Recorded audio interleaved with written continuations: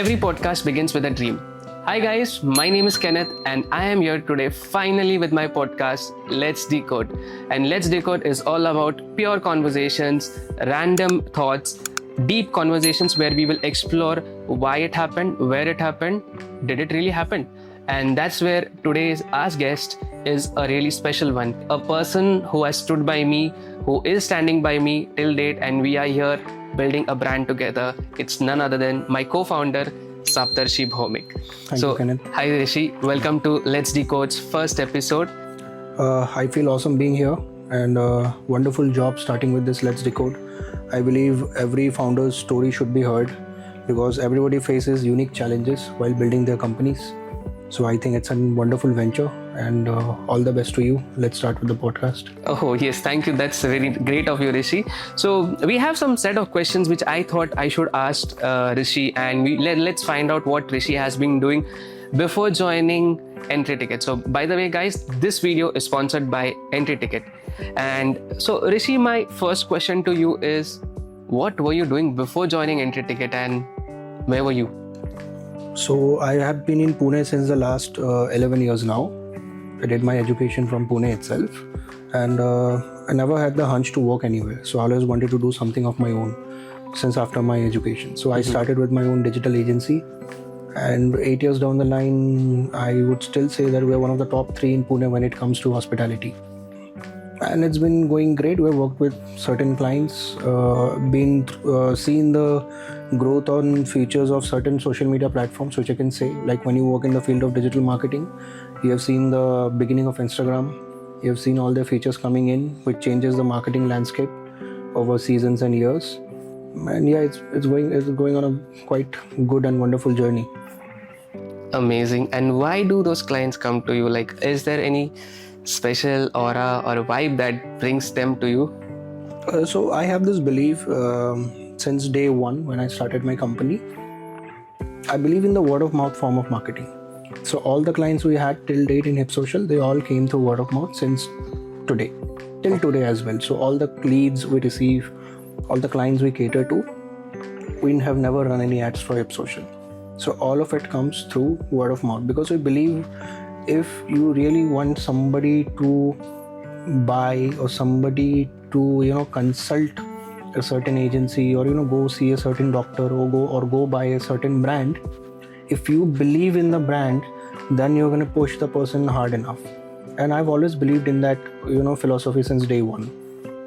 Okay, so you manage mostly restaurants and brands as well, or so how is the anything portfolio? to do with hospitality? So it can be a resort, it can be a chain of hotel, it can be nightclubs, premium nightclubs, it can be restaurants and everything.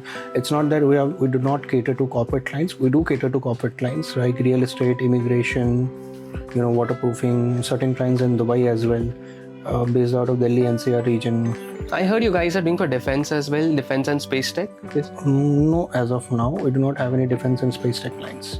Okay, but you do plan to service them as well? Yeah, see, what I have learned in my experience in marketing is people tend to confuse marketing a lot. So marketing is very simple. I would call it like water. Marketing is like discipline. So like you water a plant, like your body needs water, marketing is discipline. Marketing is not about aggressive marketing. So it's not like you spend, a certain amount today and then your, treasury goes dry and then you reduce your marketing. When the season comes, you pushes your marketing more. Marketing is about constant watering your company's vision day in and day out. That's what I've understood. And people tend to forget this very basic thing when it comes to their own marketing. I get clients who come and tell me, it's season now, let's go up, let's increase the spending. Throughout the year, they have no spending budget, which is harmful. And marketing is also seen differently in different segments. So if you see the MSME segment in India, where companies, revenue ranging anywhere between 1 to 500 crores, the adoption of marketing is very different. And marketing, for companies who are above the MSME grade, for them marketing is very different. Okay. And why did you choose marketing in the first place? So I guess you were from science background? Yeah. I did my graduation in geology, which is earth science. But as I said, I always wanted to be a geophysicist. That's what I always wanted to be when I came for my studies in Pune. But throughout my third year, I realized I wanted to do something of my own. And then came the first idea of my startup, which was Fuel Step. So Fuel Step was about delivering fuel at your doorstep. So we were three partners there, and we did approach certain investors and all, but later it did not work out. Okay. So that was your first startup. That was, yeah, more you can say that was like the first idea we worked on, and a lot of the R&D were done, a lot of the legal studies were done how to deliver fuel at doorstep. It's quite amazing that certain companies today, funded by certain big conglomerates, are still operating in the same segment, but not in the B2C segment, because it turns out the Indian law does not allow of delivery of fuels. Amazing. That's really nice to hear about you managing so many clients. And that's where even I felt, okay, Rishi as a co-founder also involves his style of his working, the way how you break down things, the way how you analyze. And yes, once if I can be rest assured, if I hand over things to you, it will be managed. I don't have to run here and there. Whereas, we have worked with many people in the past. We have seen how they work. There are people who were not able to, they promised something and gave us something else, but we still came over the hurdles. And that's when we found the right co-founder, who was Rishi. And Rishi for EntryTicket is a main pillar. He has been he is managing the marketing and is working around the clock to solve the pain points of the industry, as we are on the same page, and we have realized many things along the way. And what we thought is building a product like EntryTicket can build a lot of solve a lot of problems where the organizers are facing in terms of licensing, brand sponsorships, and at the same time ticketing. Ticketing is just one part of the journey, but majorly when if they don't get permissions or they don't get brands, events are not able to scale up.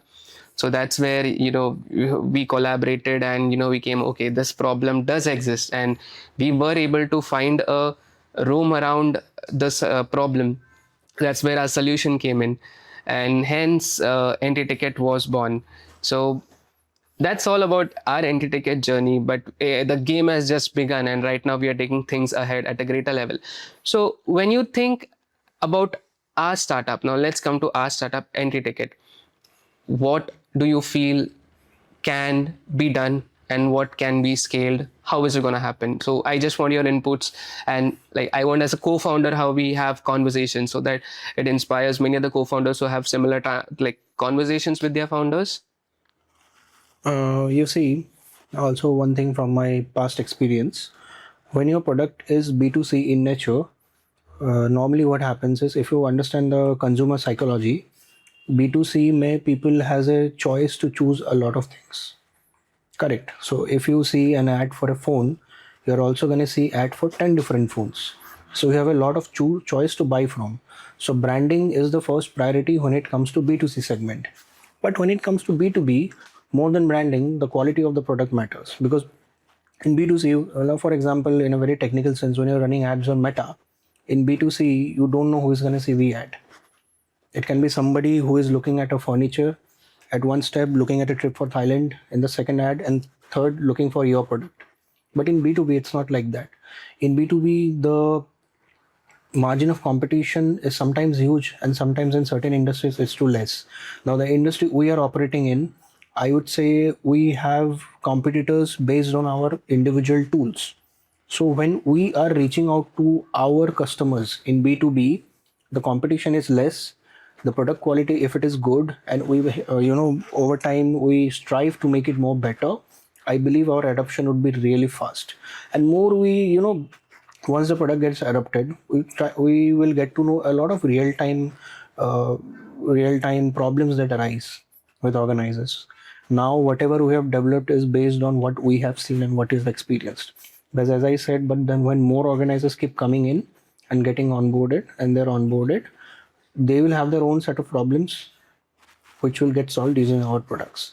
So maybe we'll be able to come up with more features and everything. But I believe the main goal should be, reaching out to them, getting the product onboarded, and just asking them to test it out day in day out, and in a 6 months time understand how the product is helping them, what more can be done, what more can be reduced, and that's it. It's Amazing. about, it's think of it like a bat of like a cricket bat. It has to reach out to the players on the field. If you just just produce the bat in the factory and keep it on a store, it's not going to help anybody. We need to go out, give the bat to the players who are playing day in and day out, and ask them at the end of the day, did it work out well? Which areas felt weak? What was the best part of it? So I think of it in a similar way. So we need to reach out to the organizers, tell them, come on board, use our product, see what problem it solves. Amazing. So, like along the way, how are we gonna find? Like, are we gonna be bootstrapped, or are we gonna fundraise, or how are we gonna do it? Okay, so this is a very personal question for me. So I believe more than an entrepreneur, I'm a businessman, because that's how my life has been since I started my company. And I also believe no matter what name you call it, it's always a business at the end of the day. And it is business, it has to make money. So I believe that uh, being bootstrapped is a better option, although it comes with its own set of advantages and disadvantages. But if you look at the disadvantage part of things, it can be overcome very easily if you're passionate enough. Being funded is easy because it helps you scale in a very short time, but being bootstrapped is where the real energy comes in. Okay. It's a personal thing though. But in case if you would like to scale up, you would still need funding, right? 100%. It reduces the time. It reduces the time to scale up. Okay. So if a bootstrap, then it's all about the business. But bootstrapped is more real. It's more real. Okay. If you're funded, you of course get the funding, the money comes, it goes into the accounts, it goes into your operations, it goes into your marketing, then your product goes out into the market. But if it is bootstrapped, at one side your product is going out in the market, the other side you're managing your expenses, the product generates revenue, the company manages the revenue, the growth is slow, but the growth is very strong and very powerful. So every time you grow when you're bootstrapped, it's an experienced growth. So, but every time you grow when you're funded, I won't say it's not it's not like it's an unexperienced growth, but it is an easy growth. So now, if you want to do an event in Bangalore as a bootstrapped company, um a bootstrapped company, I believe, would research the risks 10x more than a funded company. Because when you're bootstrapped, it's a hard-earned money. So every penny that you're going to invest for your future business goals, it has to come back. But I think funded companies, I'm not saying that funded companies don't think that way, but it's funded at the end of the day. Okay. Somebody has invested on your future. So, Rishi, good that we spoke about the funding part. Okay, so that gives us a clarity. So only if we have to scale is what you mean we need to get funded, and if not, we can still run it on bootstrap. But we need to play it safe and think about front and the back, the future, and looking at I all believe those. we should. I believe we should gain the experience while spending the money as well. So if you are just spending without gaining the experience, I believe that experience, that's not an experience. That's just spending spree. So today, if you have got 10 lakhs funded on your account, you're going to just go up spending, but you're not earning any experience from that spending. But today, if you have earned 10 lakhs, now you have earned the experience of earning that 10 lakhs. Also, now when you're going to spend, your research on risk metrics will be 10 times more. You're going to play it very safe. And I believe, because that's where the business mindset comes in.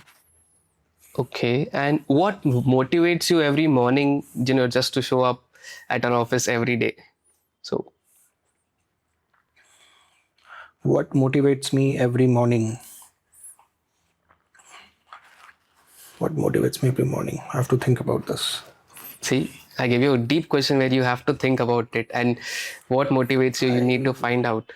So, along the way, see, when co-founders are building a product, or as a founder, since you're building a product, we keep on working for the team, keep on working on the product. but at the end of the day, it's still us. We are also humans. We try to solve things because even we do have our families as well. But that's how we are building a product, and we in that journey we forget about ourselves. But we make sure we come up every single day. We show up no matter what. So that's what makes us real time founders, and that's one of the reasons I have chosen you. The reason why I wanted you is you show up no matter what, and that's something a really great part of you. Okay, coming to my next question is, uh, what advice would you give the first time founders? First time founders. So I'm gonna keep it for founders who are into service, because I'm somebody who has been doing service based companies and business throughout my career. I'm not sure about the product based companies and businesses. If you are service based, know your skills well. I believe distribution is much more important than quality. It's a high paced world. The more people see you, the more people will remember about you when they are in need of that certain service. Quality comes second. First, you have to be seen, and then the concept of quality kicks in. Think of it as a piece of cheesecake in a bakery might be the best in city, but you've never heard about the bakery. So that's why distribution is more important than quality. You first reach out, and then if you are really working from your heart, you believe that what you are doing is the best, then I think people are gonna love it. Amazing.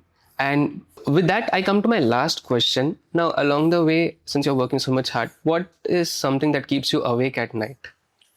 What keeps me awake at night? It's the vision of becoming or growing in life.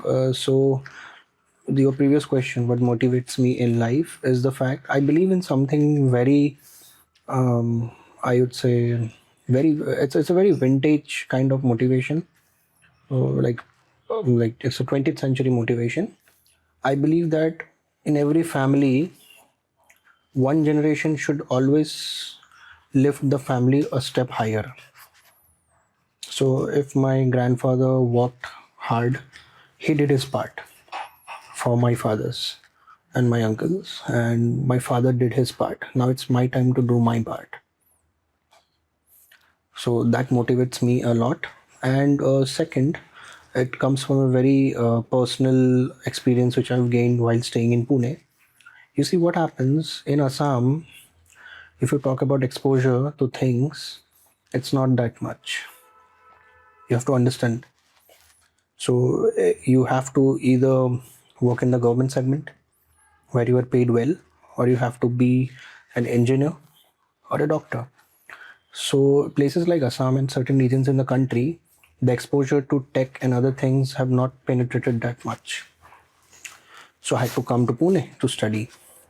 Now, while I was in Pune, I used to always tell my friends that if I had a home here, and if I could go home and where I had no expenses, whatever I would have done in Pune as a businessman, I would have been the best in town, because then I would not have worried about other things. But with time I realized, when you're also worried about survival, it pushes you to your limit. Correct. So anybody who is surviving in Pune, any entrepreneur who is surviving and building, is more dangerous than somebody who is just building. So this was my early story when I shifted to my company. So मुझे survive भी करना था और मुझे company भी बनाना था. And I did pretty good in both the verticals. Amazing. That's a really good story to hear about, and not just a story, but a living example. And with that, we come to the end of our podcast. Thank you, Rishi, for joining in. And, it's really been a great journey till now, and henceforth as well, wherever life takes us. But we will still make sure to, have like this frequent conversations, like where on one-on-one, where real founders on a real-time base experience what problems are being faced, how it can be sorted out. And that's the main reason we found out we have created this channel called as Let's Decode. And so if you all love this channel, Make sure you all subscribe to our videos and share it with all your friends. This is Kenneth signing off for the first episode of Let's Decode. Bye bye.